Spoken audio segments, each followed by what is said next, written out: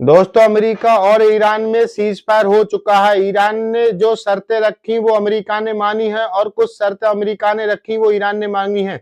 दोस्तों, शर्तें क्या हैं वो मैं आपको बताता हूँ। शर्तें यह है कि 1 महीने के अंदर स्टेट ऑफ हॉर्मुज जल डमरू मध्यम को पूरी तरीके से खोल दिया जाएगा। अमेरिका वहां से अपनी नाकेबंदी हटाएगा, वहीं दूसरी तरफ ईरान भी अपनी सारी सेना को वहां से हटाएगा और किसी भी देश के जहाज को कोई रोक टोक नहीं होगी।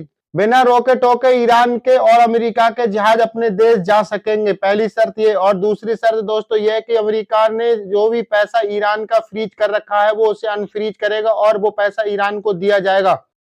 तीसरी शर्त दोस्तों यह है कि परमाणु हथियार ईरान नहीं बना पाएगा और अभी परमाणु हथियारों पर बात होना बाकी है। चौथी शर्त यह है कि किसी भी तरीके से कोई भी नेता एक दूसरे देश को धमकी नहीं देगा, ना ईरान के नेता अमेरिका को और ना अमेरिका के नेता ईरान को धमकी देंगे। पांचवी शर्त यह है कि अमेरिका के जो भी देश संगठन है किसी भी तरीके से वो ईरान के किसी संगठन या किसी भी देश पर हमला नहीं करेंगे और ना ही ईरान के संगठन किसी तरीके से इजराइल और अमेरिका में हमला करेंगे। दोस्तों, अमेरिका के संगठन जैसे कि अरबी देश और इजराइल है जो किसी तरीके से ये ईरान के किसी भी साथी पर हमला नहीं करेंगे और वहीं ईरान के हमास, हिजबुल्लाह और हूतीस ये किसी तरीके से इजराइल के किसी भी सदस्य पे हमला नहीं करेंगे। लेकिन इजराइल नहीं चाहता कि किसी भी तरीके से यह सीज फायर हो। इजराइल ने एक बार फिर नाकामी की मोहर लगाना शुरू कर दी है और उसने लेबनान पर हमले जारी कर दिए हैं। लेबनान पर उन्होंने घात लगाकर हमला किया जिसमें कि डोनाल्ड ट्रंप भड़क गए और डोनाल्ड ट्रंप ने कहा कि नेतन्याहू आप शांत रहे।